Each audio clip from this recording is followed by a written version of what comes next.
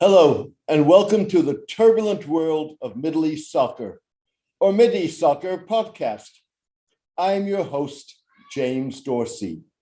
Two diametrically opposed visions of moderate Islam have emerged as major Muslim powers battle to define the soul of their faith in the 21st century, in a struggle that is as much about geopolitics as it is about autocratic survival and visualizations of a future civilization and world order.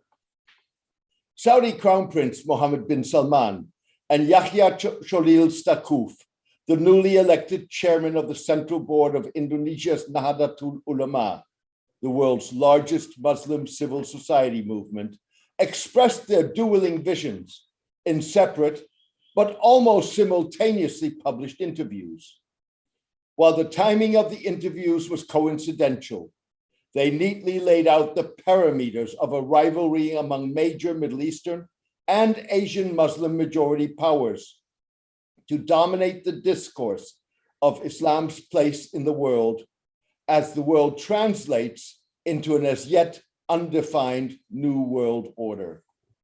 Unsurprisingly, the visions expressed by the two leaders mirror the struggle epitomized by the Russian invasion of Ukraine between an autocratic civilizationalist and a more democratic and pluralistic vision of the world in the 21st century.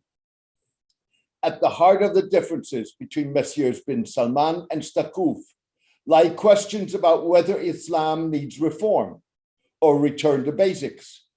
Who has the authority to interpret or reinterpret the faith?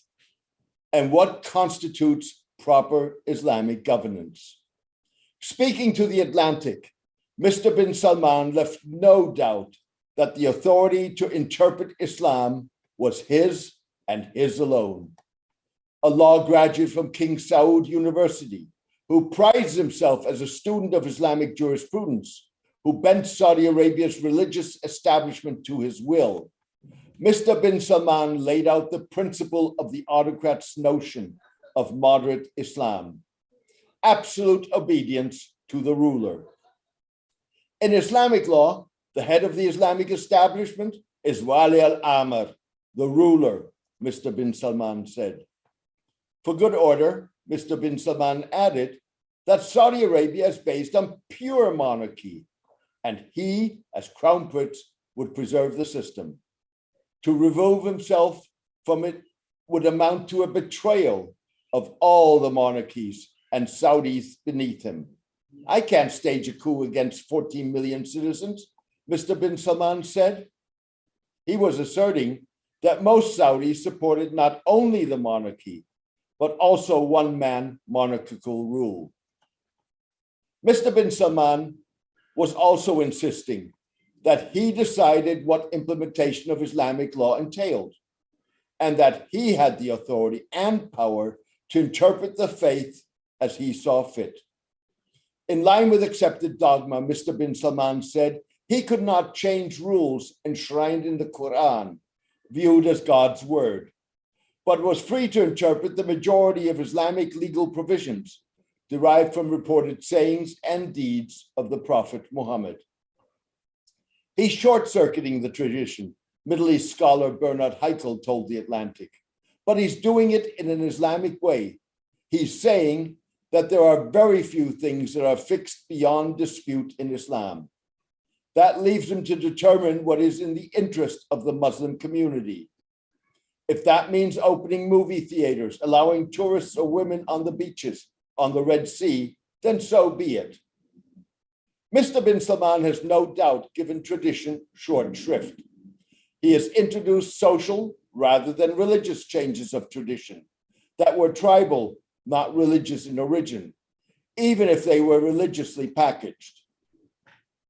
The Crown Prince's views clashed with an opposed vision of what Indonesia's Nahdlatul Ulama calls the need to recontextualize Islam, to bring its legal concepts and philosophy into line with the 21st century.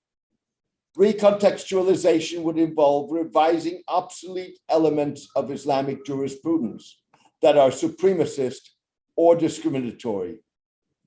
These include concepts such as kafir or infidel, and dhimmi or people of the book, like Jews and Christians, who enjoy protected but second-class status under Islamic law, and slavery, which has been abolished across the Muslim world in secular law, but is yet to be removed from the Sharia. The clash of visions was evident in Mr. bin Salman's definition of authority and his rejection of the notion of a moderate Islam. Mr. bin Salman insisted that the term would make terrorists and extremists happy. In the Crown Prince's mind, it suggests that we in Saudi Arabia and other Muslim countries are changing Islam into something new, which is not true, he said. We are going back to the core, back to pure Islam, as practiced by the Prophet Mohammed and his four successors. These teachings of the Prophet and the four caliphs, they were amazing. They were perfect. Mr. bin Salman's insistence that 7th century Islam was perfect explains why he has not anchored his wide-ranging social reforms that have lifted major, but not all restrictions on women and modern-day entertainment in religious rather than only secular law. Yet it is religious, not Saudi law, that pious Muslims beyond the realm of Saudi jurisdiction will look at. It's a void that Nahdlatul Ulama hopes to fill. The group says it has started to do so when in 2019, a gathering of 20,000 Islamic scholars declared the legal category of the kafir or the infidel to be absolute and no longer operable under Muslim law. The term was replaced with the word muwathinun, or citizen, to emphasize that Muslims and non-Muslims were equal before the law. The word kafir hurts some non-Muslims and is perceived to be theologically violent, Nahdlatul Ulama cleric Abdul Muqtis Ghazali said at the time. The movement has since yet to tackle other legal concepts that it has identified as obsolete. Nonetheless, Mr. Staquf, who was elected chairman in December, noted that Nahdlatul Ulama's founder, Haji Hashim Ashari, had conceived the movement as a vehicle for consolidating the universe. At the time, that meant a vehicle to fill the void created by the abolition of the caliphate by Mustafa Kemal Atatürk, the general turned statesman who carved modern Turkey out of the ruins of the Ottoman Empire. For many Muslims, the caliphate underpinned Islamic civilization. From the existing records, Nahdlatul Ulama was established to forge a new path for future civilization, to replace the old civilizational construct that was lost, Mr. Staquf told Indonesia's Kompas magazine. Rooted in the history of Indonesian Islam and Nahdlatul Ulama, Mr. Staquf branded the group's religious precepts as humanitarian Islam. The group projects it as an alternative to state-backed, less developed, less tolerant, and less pluralistic notions of moderate Islam as propagated by Saudi Arabia and the United Arab Emirates, as well as expressions of political Islam represented by Turkey, Iran, and the Muslim Brotherhood. Mr. Staquf has one advantage few other Muslim religious reformers have. Indonesia and Nahdlatul Ulama have their own religious authorities that they believe rival those of the Middle East.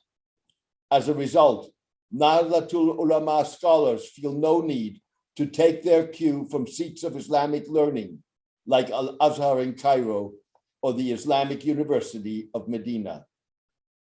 Unlike Mr. bin Salman, Mr. Staquf sees his role as returning to the vision of Abdurrahman Wahid, a widely respected and visionary former leader of Nahdlatul Ulama and one-time Indonesian president. Affectionately known as Gus Dur, Mr. Wahid sought to forge a new path towards the development of a new civilization, said Mr. Staquf, a prominent Islamic scholar in his own right and disciple of Mr. Wahid. We must strive to establish a universal consensus that respects the equal rights and dignity of every human being. Mr. bin Salman may have more drama to show in his efforts to define moderate Islam and control its narrative than does Mr. Staquf in the opening salvos of what amounts to a battle for the soul of Islam. However, in the ultimate analysis, it may be Mr. Staquf, as part of a broader endeavor that has more significant impact on the reform of Islam as such, rather than the reform of only one Muslim majority state. Thank you for joining me today. I hope you enjoyed the podcast. A written version of this podcast is on my blog, The Turbulent World of Middle East Soccer, at www.jamesmdorsey.net. Please join me for my next podcast in the coming days. All the best and take care.